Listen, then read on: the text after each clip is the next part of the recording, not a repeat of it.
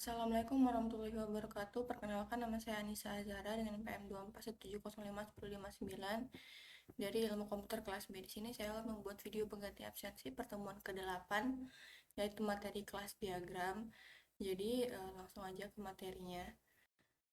Apa sih kelas diagram itu? Kelas diagram adalah diagram dalam UML yang digunakan untuk menggambarkan struktur sistem.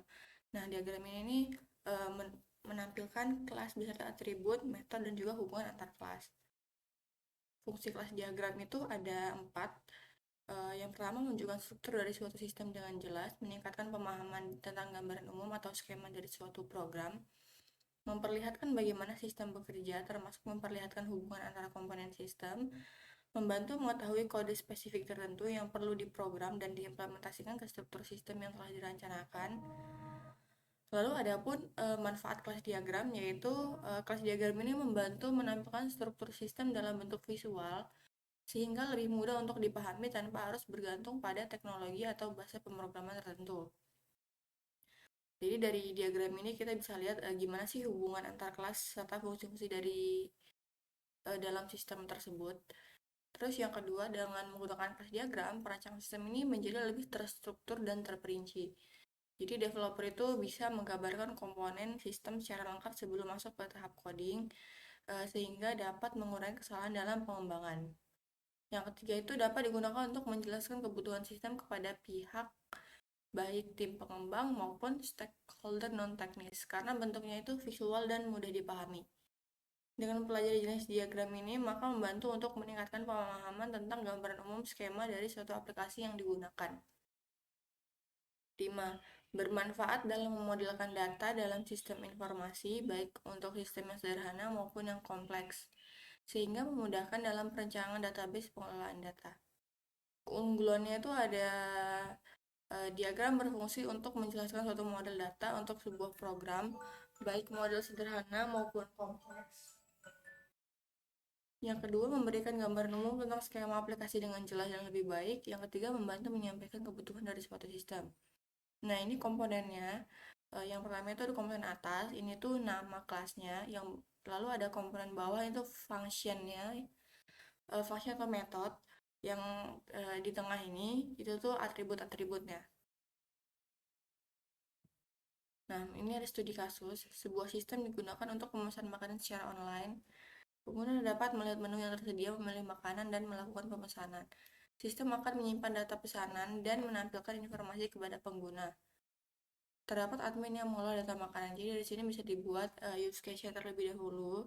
Use case-nya itu admin dapat mengelola data makanan. Lalu ada memilih makanan, sama melakukan pesanan, juga melihat menu. Itu untuk yang pengguna. Nah, di sistem ini ada beberapa use case yang bisa dilakukan oleh pengguna, yaitu melihat menu, melihat detail makanan, dan memesan makanan. Serta admin dapat mengelola data makanan, namun pada modul ini akan difokuskan untuk use case memesan makanan pada pembahasan lebih lanjut. Jadi di sini ada activity diagram memesan makanan. Jadi yang pertama itu ada pengguna membuka daftar menu, lalu sistem menampilkan daftar menu, lalu sistem menampilkan detail makanan, lalu pengguna memilih makanan, menekan tombol pesan dan menyimpan data pemesanan, lalu sistem menampilkan konfirmasi pemesanan, lalu finish. Nah, di sini adalah kelas diagramnya. Nah, untuk kelas diagramnya itu ada controller, boundary, dan entity. Untuk controller ini adalah kelas diagram untuk fungsi-fungsi lihat menu, pilih menu, pesan makanan, konfirmasi pesanan. Jadi untuk aksi-aksinya gitu. Terus di sini ada konfirmasi view, fungsinya adalah tampil konfirmasi, boundary menu view tampil menu, lalu detail menu view itu tampil detail. Nah, di sini ada kelas diagram untuk menu dan pesanan. Untuk menu ini atributnya ada ID menu, nama menu, harga, dan deskripsi.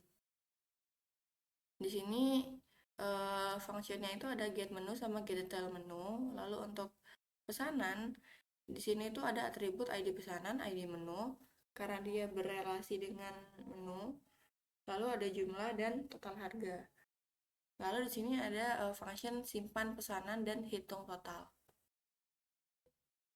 Nah, untuk pesanan itu mengatur seluruh proses dari menampilkan menu, memilih makanan, hingga melakukan pemesanan.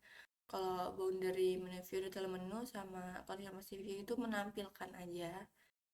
Lalu entity itu menyimpan data menu seperti ID sampai deskripsi, begitupun dengan pesanan.